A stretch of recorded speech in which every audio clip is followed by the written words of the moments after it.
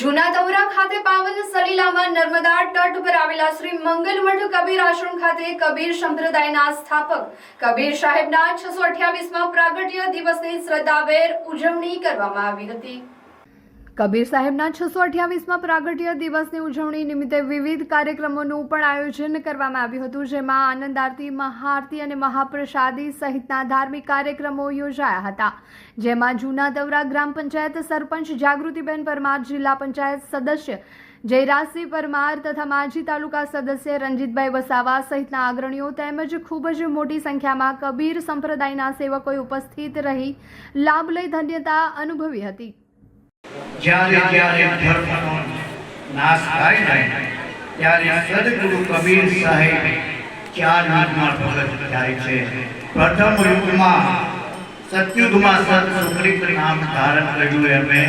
ત્રેતા યુગમાં મોનિત કરુણામય નામ ધારણ કર્યું, દ્વાપર યુગમાં કરુણામય સ્વામી નામે પ્રસિદ્ધ થયા ને કલયુગમાં સત કબીર સાહેબ નામ ધારણ કરી સત્ય પુરુષની સત્ય ભક્તિ કરવાનો સત્ય ધર્મ પ્રકાશ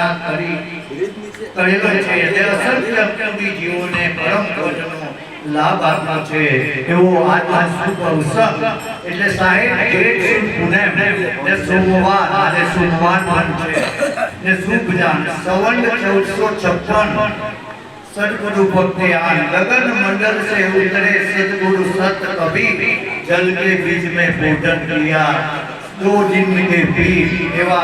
विक्रम संवत 1456 ની સાલમાં જેઠ સુદ પૂનમ ને સોમવારના દિવસે સવારે સૂર્યોદય સમયે અમૃત ચોઘડિયામાં શુભ યોગ કરણ નક્ષત્ર ઇત્યાદિ સર્વ ઉત્તમોત્તમ શુભ લગ્ન સમયે કબીર સાહેબ લહેર સરોવરમાં કાશીમાં કમલ પુષ્પ પર પ્રગટ થયા હતા। એવો આજનો સાહેબ સદગુરુ કબીર સાહેબ ગગન મંડળ સત્ય લોક થી ઉતર્યા અને સત્ય